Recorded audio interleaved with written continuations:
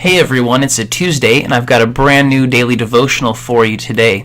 Today's devotional is called Blessed to be a Blessing, and it's from Genesis 12:1 through 3. This is one of the most important passages in all of the Bible. It's definitely worth highlighting, memorizing, and making notes on in your Bible.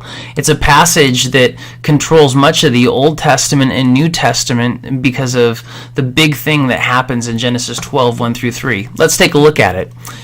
In Genesis 12:1, God calls Abram. You probably know Abram a little better as Abraham. He was the father of the Jewish nation. In verse 1, we read this: "The Lord had said to Abram, 'Go from your country, your people, and your father's household to the land I will show you.'" So God chose Abraham out of all the people in the world to be the father of the Jewish nation. And he said to them in verse 2, he said to Abraham, "I will make you into a great nation, and I will bless you. I will make your name great, and you will be a blessing."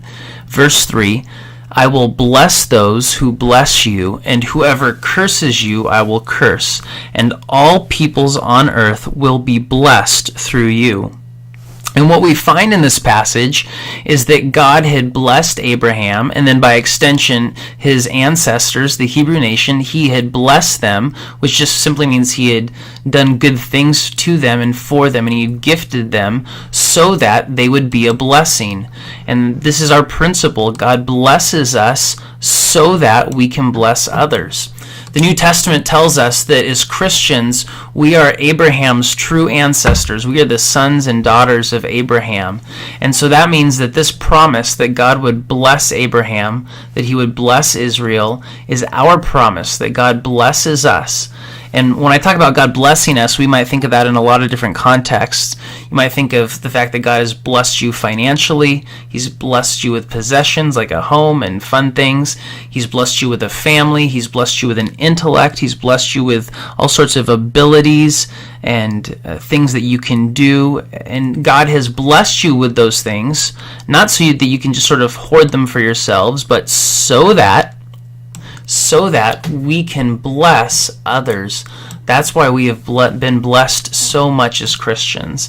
And so there's a little activity that I try and do all the time I want to encourage you to do today, and it's in our prayer focus, and that's simply this: thank God for how he has blessed you. Think about some ways that God has blessed you, and then just thank him for blessing you in those ways. And then once you thank God for how he has blessed you, ask him, say, "God, how can I be a blessing today? God, how can you use me to bless other people today?" And I want to encourage you in that prayer. And just one other thing I also want to mention, it's the summertime, and this time of year many people move from Utah. They move away from Alpine, sadly, particularly many military members. And so I want to encourage you, please pray for Alpiners moving away from Utah this summer. We have some moving from the Layton campus this week, and we ask that you would keep them in your prayers this week. Well, that's all for today.